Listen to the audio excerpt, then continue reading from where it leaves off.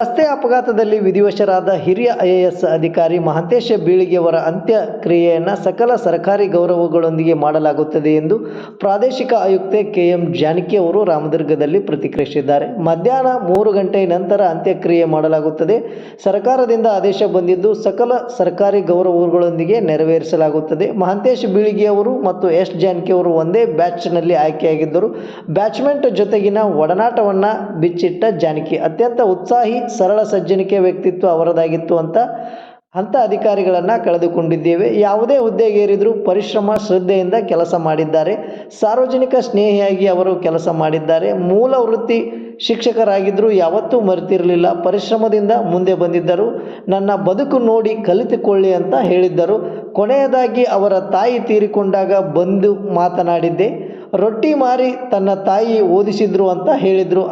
ಅದೆಲ್ಲವನ್ನ ನೋಡಿ ಐಎಎಸ್ ಅಧಿಕಾರಿ ಆಗಬೇಕೆಂದು ಅಂದುಕೊಂಡು ಬಂದವರು ಎಂದು ಅವರ ಬಗ್ಗೆ ಪ್ರತಿಕ್ರಿಯಿಸಿದರು.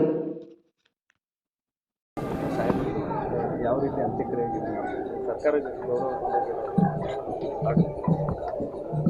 ನಿನ್ನೆ ರಸ್ತೆ ಅಪಘಾತದಲ್ಲಿ ನಮ್ಮನ್ನು ಅಗಲಿದ ಅವರು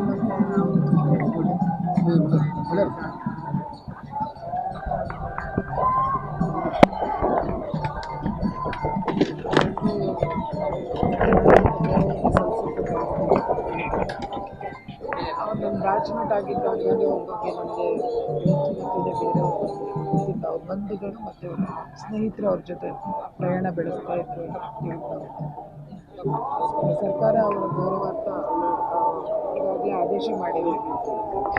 ಅದರಂತೆ ಅವರ ಗೌರವಗಳನ್ನು ಆಚರಣೆ ಮಾಡಲಾಗುತ್ತೆ. ಮೂಲತಃ ಅತ್ಯಂತ ಉತ್ಸಾಹಿ ಮತ್ತು ಸರಳರು, ಸಜ್ಜನಿಕೆ ವ್ಯಕ್ತಿತ್ವ ಅವರು.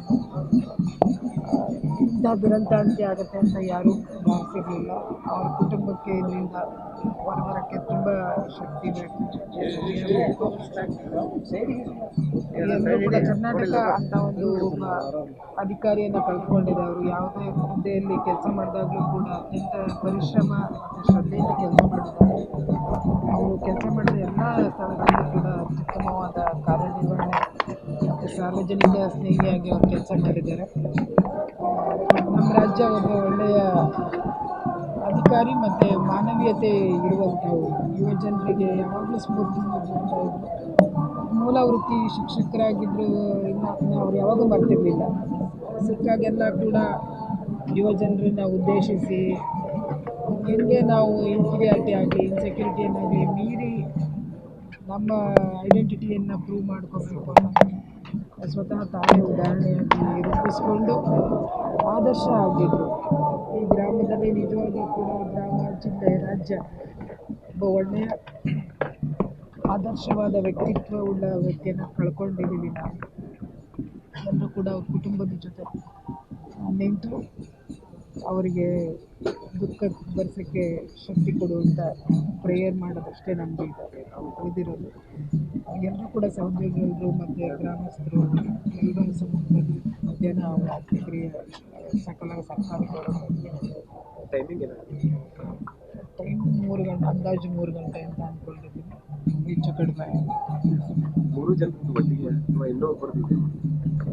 ಈಗ ಜಸ್ಟ್ ನನಗೆ ಗೊತ್ತಾಯಿತು ಗುಲ್ಬರ್ಗದಲ್ಲಿ ಅವ್ರದ್ದು ಇದಿದೆ ಅಂತ. ಅದು ನನಗೆ ಹೆಚ್ಚಿನ ಮಾಹಿತಿ ಇಲ್ಲ. ಅವ್ರ ಕುಟುಂಬದ ಬಗ್ಗೆ ನಾನು ಮಾತಾಡ್ತೀನಿ. ಯಾವ ರೀತಿ ಸರ್ವ್ ಮಾಡಲ್ಲ, ತುಂಬ ಉತ್ಸಾಹಿರು, ತುಂಬ ಉತ್ಸಾಹಶೀಲರು ಮತ್ತು ಲೀಡರ್ಶಿಪ್ ಆಯಿತು, ತಿಳುವಳಿಕೆ, ಶ್ರದ್ಧೆ, ಪರಿಶ್ರಮ ಅವರಲ್ಲಿ ನೆಲೆಗೊಂಡಿತ್ತು. ಏನು ಕೊಟ್ಟರು ಅವರು ಅಷ್ಟು ಶ್ರದ್ಧೆಯಿಂದ ಮಾಡ್ತಿದ್ರು, ಪರಿಶ್ರಮದಿಂದ ಮುಂದೆ ಬಂದಿದ್ರು. ಅವರ ಹಿಂದೆ ಮತ್ತು ಹಿಂದು ಅಂತ ನೋಡಿದ್ರೆ ಗೊತ್ತಾಗುತ್ತೆ ನಮಗೆ. ಸ್ವಂತ ಪರಿಶ್ರಮದಲ್ಲಿ ದಾರಿ ಮಾಡಿಕೊಂಡು ಸಮಾಜದಲ್ಲಿ ತಲೆ ಎತ್ತಿ ನಿಲ್ಬಹುದು ಅನ್ನೋದಕ್ಕೆ ಎಲ್ರಿಗೂ, ಸಾವಿರಾರು ಲಕ್ಷಾಂತರ ವಿದ್ಯಾರ್ಥಿಗಳಿಗೆ, ಯುವಜನರಿಗೆ ಅವರು ಉದಾಹರಣೆ ಆಗಿದ್ದರು. ಅವ್ರು ಬೇರೆಯವ್ರು ನೋಡಿ ಹೇಳ್ತಿರ್ಲಿಲ್ಲ, ನನ್ನ ಬದುಕನ್ನು ನೋಡಿ ನೀವು ಕಲ್ತ್ಕೊಳ್ಳಿ ಅಂತ. ಒಬ್ಬ ಮನುಷ್ಯನಿಗೆ ಇದಕ್ಕಿಂತ ದೊಡ್ಡ ಸಾಧನೆ ಇಲ್ಲ. ಆದರೆ ಇದು ದುರಂತ ಅಂತ್ಯ ಆಗಿದೆ. ಅದು ನಿಜವಾಗ್ಲೂ ಕೂಡ ನಮಗೆಲ್ಲರೂ ಕೂಡ ಆಘಾತ. ತಾಯಿ ರೊಟ್ಟಿ ಮಾರಿ ಅವ್ರನ್ನ ಸಾಕಿದ್ರು. ಇಲ್ಲ, ಅದನ್ನು ಅವರು ಯಾವಾಗೂ ಹೇಳ್ತಿದ್ರು. ನಾನು ಬಂದಿದ್ದೆ ಅವರ ತಾಯಿ ತೀರ್ಕೊಂಡಾಗ. ತಾಯಿನೂ ಕೂಡ ಅತ್ಯಂತ ಶ್ರದ್ಧೆಯಿಂದ ಸೇವೆ ಮಾಡಿದರು. ಒಂದು ಮನುಷ್ಯ ಯಾವ ಕೆಲಸನೂ ಶ್ರದ್ಧೆಯಿಂದ ಮಾಡ್ತಾರೆ ಅನ್ನೋದಕ್ಕೆ ಉದಾಹರಣೆ ಅದು. ಯಾರೂ ಇತ್ತೀಚಿನ ದಿನಗಳಲ್ಲಿ ತಾಯಿನ ಆ ಥರ ನೋಡೋಕ್ಕೆ ಸಾಧ್ಯ ಅಷ್ಟು ಚೆನ್ನಾಗಿ ಆವಾಗ ನಾವು ತಾಯಿ ಅಂತ್ಯಕ್ರಿಯೆಗೆ ಬಂದಾಗ ನಾನು ಅವ್ರ ಜೊತೆ ಮಾತಾಡಿದ್ದೆ. ಅಂದ್ರೆ IAS ಇದಕ್ಕೆ ಅಂದ್ರೆ ಈ ಒಂದು ಕೆಳಗೆ ಬರುವಂಥದ್ದಕ್ಕೆ ಕಾರಣ ಏನಾದ್ರು ನಿಮ್ಮ ಹತ್ರ ಶೇರ್ ಮಾಡ್ಕೊಡ್ತೀರಾ ಸರ್? ಅಷ್ಟೇ ಅವರಿಗೆ ಚೆನ್ನಾಗಿ ಹೇಳಿದ್ರಲ್ಲ, ಅವರು ರೊಟ್ಟಿ ಮಾರಿ ನಮ್ಮ ತಾಯಿ ನಮ್ಮನ್ನು ಬೆಳೆಸಿದ್ರು, ವಿದ್ಯೆಯಿಂದ ನಾವು ಅದನ್ನು ಓವರ್ಕಮ್ ಮಾಡ್ಬೋದು ಅನ್ನುವ ಅದನ್ನೇ ಆಟ ಇತ್ತು ಅವ್ರಿಗೆ, ಅದನ್ನು ಸಾಧಿಸಿ ತೋರಿಸಿದ್ರು. ಬಾಲ್ಯ ಸ್ನೇಹಿತರು ಹೇಳ್ತಿದ್ರು ಮೇಡಮ್, ಒಂದು ಹೊತ್ತು ಊಟನೂ ಅವ್ರು ಕಷ್ಟಪಟ್ಟಿದ್ದಾರೆ. ಊಟ ಇಲ್ದಂಥ ಸಂದರ್ಭದಲ್ಲಿ ಮೂಲಂಗಿ ತಿಂದು ಅವರು ಇಲ್ಲ ಇದೆ, ಮತ್ತು ಅದೆಲ್ಲ ಅವ್ರಿಗೆ ನೆನಪಿತ್ತು. ಮತ್ತು ಅಂಥ ಸ್ಥಿತಿಲಿ ಇರೋರು ಈಗಿರೋರು ನನ್ನನ್ನು ನೋಡಿ ಮುಂದೆ ಬರಬೇಕು ಅನ್ನೋದು ಅವರ ಆದರ್ಶ ಆಗಿತ್ತು. ಉತ್ತರ ಕರ್ನಾಟಕ ಭಾಗದ ಬಹಳಷ್ಟು ಹುಡುಗರಿಗೆ ಪ್ರಯತ್ನ ನಿಜವಾಗ್ಲೂ ಧಾರವಾಡದಲ್ಲಿ ಅವರು ಒಂದು ಕೋಚಿಂಗ್ ಸೆಂಟರ್ ಮಾಡ್ತಾಯಿದ್ರು. ನಮ್ಮ ಕೆಲಸಕ್ಕೆ ಸೇರೋಕ್ಕೆ ಮುಂಚೆ ಒಂದು ಕೋಚಿಂಗ್ ಸೆಂಟರ್ ಮಾಡ್ತಾಯಿದ್ರು.